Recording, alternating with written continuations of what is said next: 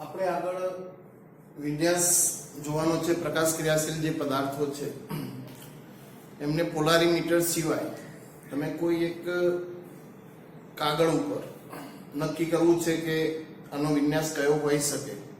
એના માટે આપણી પાસે બે નામકરણ વિધિ છે.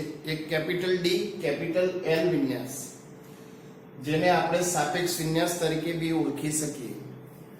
બીજો શબ્દ છે આરએસ નામકરણ, એને નિરપેક્ષ વિન્યાસથી ઓળખાય છે. આ વિન્યાસ નક્કી કરવામાં કોઈ પોલારીમીટર જેવા સાધનની જરૂર પડતી નથી. એ વૈજ્ઞાનિકોએ જાતે વિકસાવેલી પદ્ધતિઓ છે. સૌપ્રથમ આપણે ડી અને એલ વિન્યાસ વિશે જોઈએ.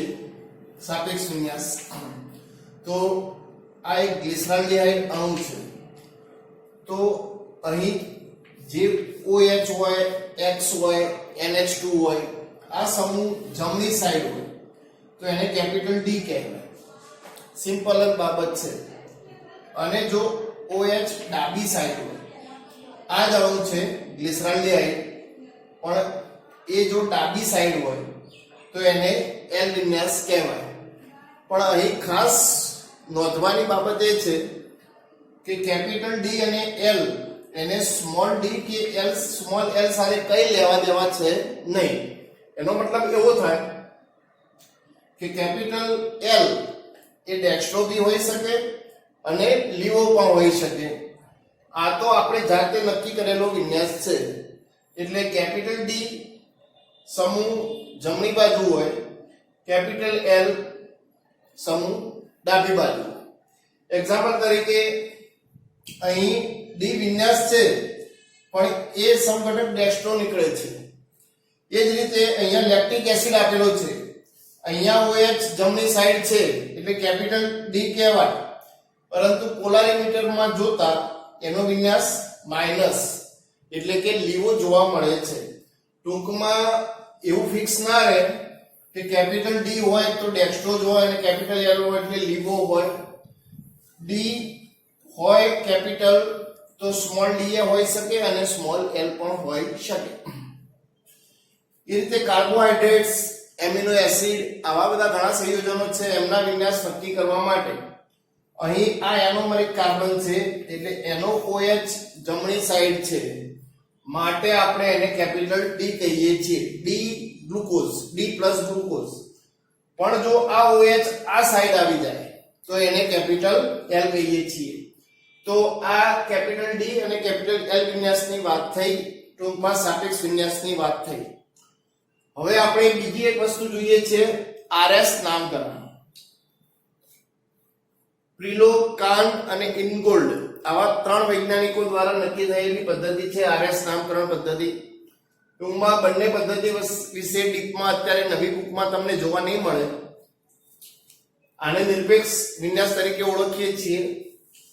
તો અહીંયા પરમાણુ ક્રમાંકને આધારે એક ક્રમ આપવામાં આવે છે. ટૂંકમાં 1-2 સોપાન છે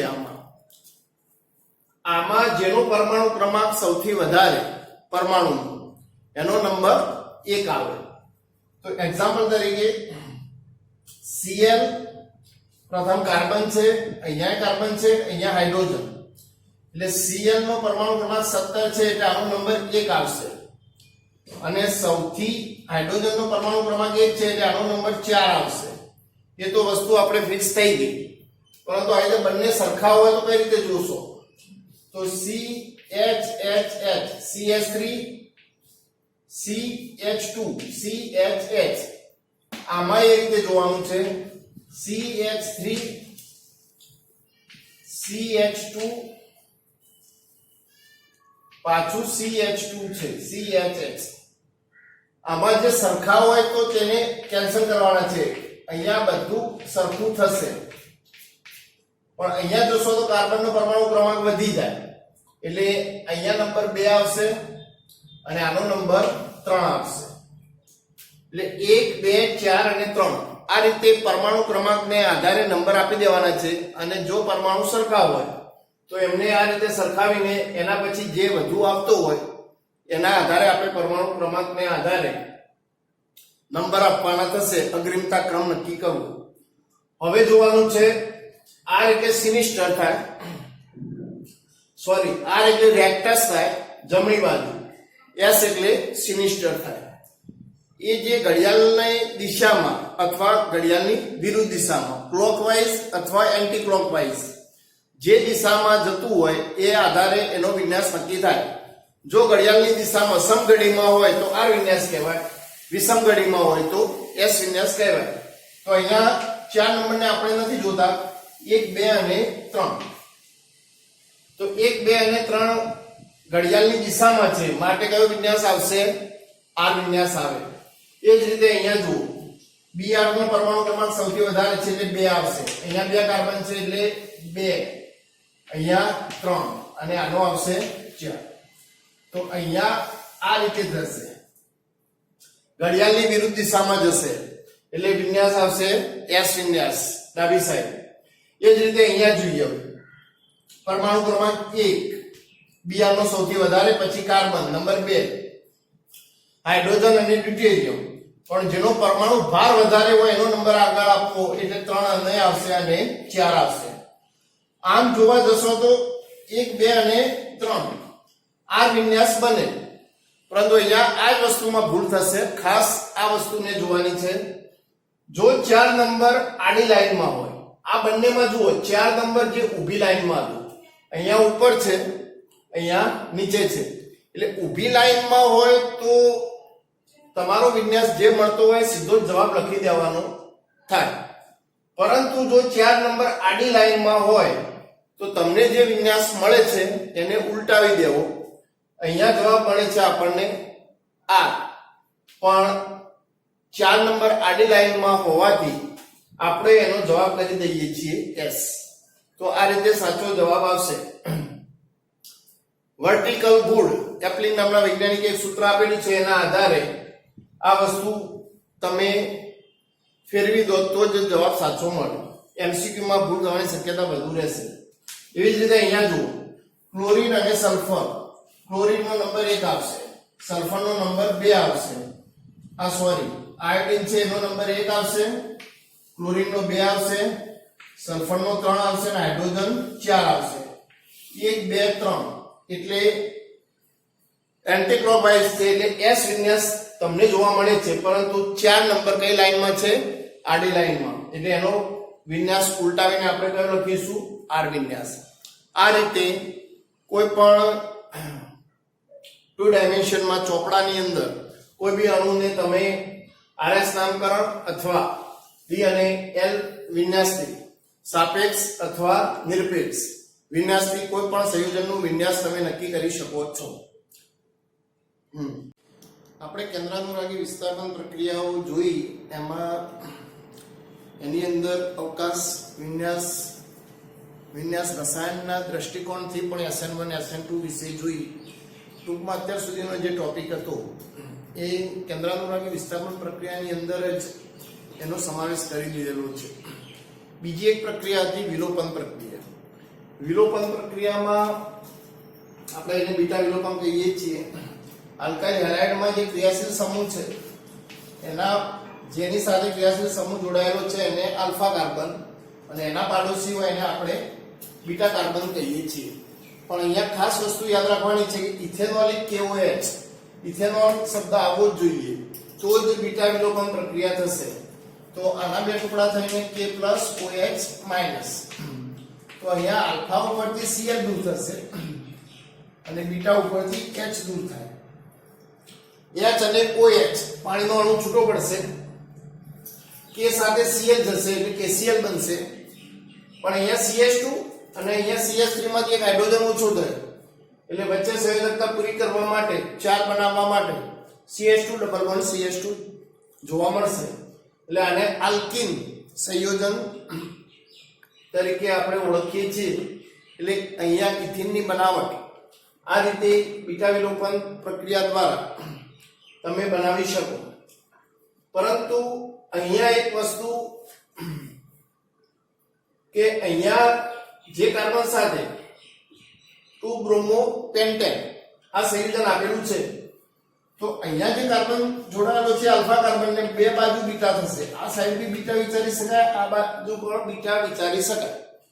તો તમે બંને બાજુ વિચારો છો તો આ બાજુ પણ દ્વિબંધ રચાય, પેન્ટ 1 ઇન અને અહીંયા પેન્ટ 2 ઇન, આવી બંને નિપજો મળી શકે.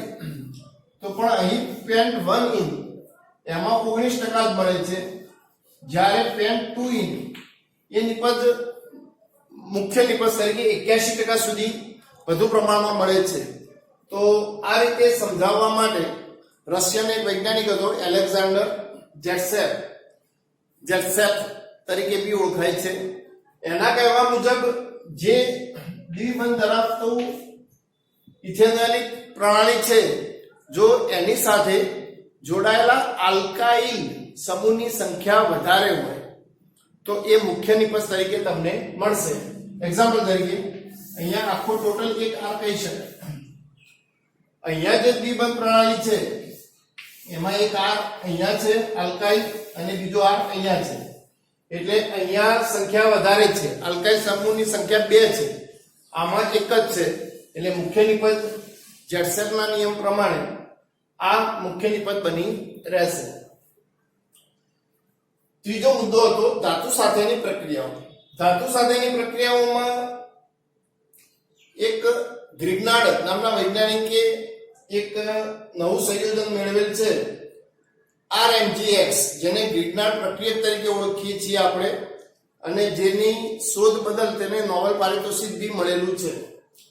તો આલ્કાઇલ હેલાઇડ બ્રોમો ઇથેન એની સાથે મેગ્નેશિયમ વચ્ચે દાખલ કરેલું છે, કાર્બન અને બીઆરની વચ્ચે. એટલે અહીંયા એની વિદ્યુત ઋણતા કાર્બનની પ્લસ હોય, પણ વચ્ચે એવું તત્વ દાખલ કરેલું છે કે જેના લીધે એની સંયોજકતા માઈનસ થઈ ગઈ અને Mg ની પ્લસ થઈ જાય છે. આ એક સારી એવી એક શોધ ગણી શકાય. તો આવું RMGX સંયોજન છે. RMGX સંયોજનને પાણી સાથે જળ વિભાજન કરો એટલે આલ્કેન મળશે. એટલે R એની સાથે એક H આલ્કાઇલ સાથે H જોઈન્ટ થાય એટલે આલ્કેન મળે. MgOH બાય પ્રોડક્ટ તરીકે બહાર પડશે. એટલે ક્લોરોબેન્ઝીન હોય તો બેન્ઝીન મળે, ઇથાઇલ બ્રોમાઇડ છે તો ઇથેન મળશે, મિથાઇલ બ્રોમાઇડ હોય તો મિથેન મળે, એ રીતે પ્રોપાઇલ બ્રોમાઇડ હોય તો પ્રોપેન મળે. એવી જ એક ધાતુ સાથે બીજી પ્રક્રિયા છે વુડ્સ પ્રક્રિયા. આ બધી MCQ માં પૂછાઈ શકે. આલ્કાઇલ હેલાઇડની ઇથરની હાજરીમાં, શુષ્ક ઇથરની હાજરીમાં દાણાદાર સોડિયમ સાથે પ્રક્રિયા કરો તો અહીંયા બમણા કાર્બન ધરાવતા આલ્કેન મળશે. દાખલા તરીકે મિથાઇલ ક્લોરાઇડ તમે લેશો તો ઇથેન મળશે. 2 કાર્બન લેશો તો 4 કાર્બન ધરાવતો બમણા કાર્બન ધરાવતો આલ્કેન મળે. અહીંયા 3 કાર્બન લેશો તો અહીંયા હેક્સેન મળશે. ટૂંકમાં આ રીતે એક કા ડબલ, અહીંયા જો કાર્બનની સંખ્યા ડબલ થતી જોવા મળે તો એ પ્રક્રિયા વુડ્સ હશે, અને એ શુષ્ક ઇથરમાં દાણાદાર સોડિયમની હાજરીમાં થતી જોવા મળશે.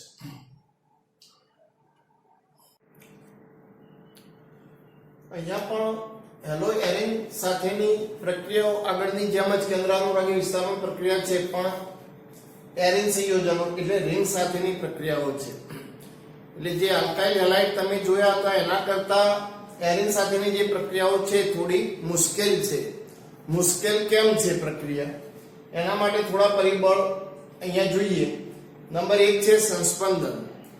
સંસ્પંદન થવાથી રિંગ ઉપર અહીંયા Cl છે 3 દ્વિબંધ હશે, તો આની ઉપરના વધારાના ઇલેક્ટ્રોન જે છે એ 2 ઇલેક્ટ્રોન અહીંયા આવશે. એટલે 2 ઇલેક્ટ્રોન અહીંયા આવે એટલે વચ્ચે અહીંયા દ્વિબંધ રચાશે. પછી એકાંતરિત ઓર્થોપેરા સ્થાનો પર ઇલેક્ટ્રોનનું ભ્રમણ થશે. એટલે આ બંધ લંબાઈ ટૂંકી બને છે, અને ટૂંકી બંધ લંબાઈ બનતી હોવાથી એને તોડવી થોડી મુશ્કેલ છે. એ જ રીતે કાર્બન અને X એટલે હેલોજન બંને વચ્ચે સંકરણમાં બી તફાવત છે. દાખલા તરીકે રિંગ સાથે હેલોજન જોડાયેલ છે તો આપણે sp2 સંકરણથી જોઈએ છીએ, ઓળખીએ છીએ, અને આલ્કાઇલ હેલાઇડમાં કાર્બનનું sp3 સંકરણ થાય. તો આમાં કાર્બન અને હેલોજન વચ્ચેનું અંતર 69 પિકોમીટર થશે, આમાં 177 પિકોમીટર થશે. એટલે આમાં બંધ લંબાઈ ટૂંકી છે એટલે એને તોડવા માટે વધુ ઊર્જાની જરૂર પડે, એટલે રિંગ સાથેની પ્રક્રિયાઓ થોડી મુશ્કેલ પડે, સ્વાભાવિક આપણે સમજી શકીએ. અહીંયા 177 છે એટલે બંધ લંબાઈ થોડી વધારે છે એટલે એને તોડવું થોડું સહેલું છે. ત્રીજો મહત્વનો મુદ્દો છે ફિનાઇલ કેટાયનની અસ્થાયીતા. આમાં તેનું સ્વ આયનીકરણ થતું નથી, એના લીધે ફિનાઇલ કેટાયનની સ્થાયીતા ઘણી બધી ઘટી જાય છે. આના લીધે પણ કેન્દ્રાનુરાગી વિસ્થાપન પ્રક્રિયાઓ થોડી મુશ્કેલ જણાય છે. અને એક મુદ્દો અપાકર્ષણ બી ગણી શકાય, કારણ કે ધનિક ઇલેક્ટ્રોન સાથે સામે આવનાર પ્રક્રિયકથી ધનિક ઇલેક્ટ્રોન વચ્ચે અપાકર્ષણના કારણે ઇલેક્ટ્રોન વચ્ચે અપાકર્ષણને કારણે પણ પ્રક્રિયામાં અવરોધ જણાય. ટૂંકમાં આવા પરિબળોને લીધે રિંગ સાથેની પ્રક્રિયાઓ થોડી તમને હેલો એરિંગની પ્રક્રિયાઓ થોડી મુશ્કેલ જણાય. અહીંયા એક એક્ઝામ્પલ આપેલું છે, OH વડે વિસ્થાપન તમે કરતા જાઓ તો અહીંયા હેલો એરિંગ સંયોજનો છે ક્લોરોબેન્ઝીન. તો આ બધા પરિબળોને આધારે અહીંયા NOH સાથે પ્રક્રિયા કરાવો છો તમે 623 કેલ્વિન તાપમાન એટલે ઊંચા તાપમાને 312 વાતાવરણ દબાણ આનું વિસ્થાપન થશે અને એક OH આવશે. પરંતુ આ જો ક્લોરોબેન્ઝીનમાં તમે NO2 ઇલેક્ટ્રોન આકર્ષક સમૂહ છે જે 11th માં આવતું હતું, ઇલેક્ટ્રોન આકર્ષક સમૂહના લીધે આની સરળતા સંખ્યાની NO2 સમૂહની સંખ્યા વધતી જશે, એમ સરળતા વધતી જશે. તો NOH માં અહીંયા 443 કેલ્વિને પ્રક્રિયા થાય છે અને આમાં 55% નિપજ આપણને મળે છે. પણ જો એ રીતે ઓર્થો અને પેરામાં બે નાઇટ્રો સમૂહ હોય, સંખ્યા અહીંયા 1 હતી, અહીંયા 2 થઈ, બે ઇલેક્ટ્રોન આકર્ષક સમૂહ ગોઠવાય તો પ્રક્રિયા પરિસ્થિતિ ઓછી થાય છે. 368 કેલ્વિને આ પ્રક્રિયા સરળતે થાય છે અને મળતી નિપજ એ પણ 76% જેટલી વધી જાય છે. અને જો ઓર્થોપેરા અને ઓર્થોપેરામાં જો NO2 સમૂહ આવેલો હોય તો એને ફક્ત ખાલી ગરમ કરવાથી, પાણી સાથે જ ગરમ કરવાની જરૂર છે, એમાં NOH ની પણ જરૂર નથી. તો આમાં મળતી નિપજ તમને 93% જેટલી વધુ મળે છે. ટૂંકમાં ઇલેક્ટ્રોન આકર્ષક સમૂહ જેમ સંખ્યા વધતી જશે એમ સરળતા વધતી જશે. જો અહીંયા મેટા સ્થાનમાં NO2 આવેલો હોય તો તેની પ્રતિક્રિયાત્મકતામાં કોઈ ફેરફાર થતો નથી. તો આ રીતે તમે આ પ્રક્રિયાને સમજાવી શકો. હેલો એરિંગ સાથેની બીજી પ્રક્રિયાઓ ધાતુ સાથેની વુડ્સ ફિટિંગ પ્રક્રિયા અને ફિટિંગ પ્રક્રિયા. ટૂંકમાં આ ચેપ્ટરમાં 4 નાની પ્રક્રિયાઓ છે પણ બહુ જ મોસ્ટ આઈમ્પી. આગળ બે આવી ગઈ, તમારે સ્વાર્ટ્સ પ્રક્રિયા આવી ગઈ અને ફ્રિંકલસ્ટેઇન, અને એના સિવાયની આ બે છે વુડ્સ ફિટિંગ અને ફિટિંગ પ્રક્રિયા. બોર્ડમાં વારંવાર આ ચારમાંથી એક તો તમને જોવા મળશે. તો હેલો એરિંગ સંયોજનો છે, રિંગ સાથે હેલોજન, એની સોડિયમ સાથે આલ્કાઇલ હેલાઇડ RH સાથે પ્રક્રિયા કરો તો રિંગ ઉપર આલ્કાઇલ ગ્રુપ આવી જશે. તમે મિથાઇલ ક્લોરાઇડ લેશો તો અહીંયા CH3 આવશે, ઇથાઇલ ક્લોરાઇડ લો તો અહીંયા ઇથાઇલ આવે તો ઇથાઇલ બેન્ઝીન બોલાય, મિથાઇલ આવે તો મિથાઇલ બેન્ઝીન બોલાય, ટોલ્યુઇન ટૂંકમાં. તો આ રીતની જે પ્રક્રિયા છે એને વુડ્સ ફિટિંગ પ્રક્રિયા કહે છે. બીજી પ્રક્રિયા છે ફિટિંગ. આમાં તમે ક્લોરોબેન્ઝીન લો કે બ્રોમોબેન્ઝીન લો, એની દાણાદાર સોડિયમ સાથે શુષ્ક ઇથરની હાજરીમાં પ્રક્રિયા કરો તો બાયફિનાઇલ તમને જોવા મળશે. તો આ બીજી એક બાય પ્રોડક્ટ છે ટ્વાઇસ NaX, એને ડાયફિનાઇલ તરીકે ઓળખીએ છીએ. તો આ બંને પ્રક્રિયાઓ બહુ જ મોસ્ટ આઈમ્પી છે. ઇલેક્ટ્રોન અનુરાગી વિસ્થાપન પ્રક્રિયાઓ જે 11th માં આપણે આગળ આવતી હતી એ જ પ્રમાણે રિંગ સાથે પ્રક્રિયા થાય. ક્રિયાશીલ સમૂહમાં કોઈ ફેર પડતો નથી, ક્રિયાશીલ સમૂહ જે હશે એમને એમ જ રહેશે, ખાસ યાદ રાખજો. રિંગ સાથેની પ્રક્રિયાઓ 11th માં 5 આવતી હતી. નંબર 1 છે ક્લોરિનેશન, Cl દાખલ થશે, ઇલેક્ટ્રોન અનુરાગી આયન Cl+ છે એટલે 1,2 ડાયક્લોરોબેન્ઝીન 1,4 ડાયક્લોરોબેન્ઝીન. આમાં મુખ્ય નિપજ પેરાવાળી તમને મળશે. બીજી પ્રક્રિયા છે નાઇટ્રેશન. નાઇટ્રેશનમાં HNO3H2SO4 ની હાજરીમાં સાંદ્ર તો એકવાર NO2 આયન ઓર્થોમાં દાખલ થશે અને પેરામાં દાખલ થશે. એ રીતે નાઇટ્રેશન પ્રક્રિયા છે. ત્રીજી છે સલ્ફોનેશન. સાંદ્ર H2SO4 ની હાજરીમાં તમે પ્રક્રિયા કરાવો એટલે SO3H એકવાર ઓર્થોમાં દાખલ થશે, એકવાર પેરામાં દાખલ થશે. ત્રીજું છે આલ્કાઇલેશન. FC પ્રક્રિયાઓ આવતી હતી. આલ્કાઇલેશનમાં CH3+ એકવાર ઓર્થોમાં દાખલ થાય, એકવાર પેરામાં દાખલ થાય. એ રીતે એસાઇલેશન CH3COCl નિર્જર LCl3 ની હાજરીમાં બંને પ્રક્રિયાઓ તો એમાં COCH3 ગ્રુપ એકવાર ઓર્થોમાં દાખલ થશે અને એકવાર પેરા ગ્રુપમાં દાખલ થશે. એટલે ક્લોરિનેશન, નાઇટ્રેશન, સલ્ફોનેશન, આલ્કાઇલેશન અને એસાઇલેશન આ પાંચે પાંચ ઇલેક્ટ્રોન અનુરાગી વિસ્થાપન પ્રક્રિયાઓ છે એ ક્રિયાશીલ સમૂહ સાથે નહીં પરંતુ રિંગ સાથે થતી જોવા મળે છે. તો ટૂંકમાં અહીંયા સુધીમાં હેલોજનની બધી જ રાસાયણિક પ્રક્રિયાઓ હતી એ બધી જ આપણે અહીંયા પૂરી કરી છે.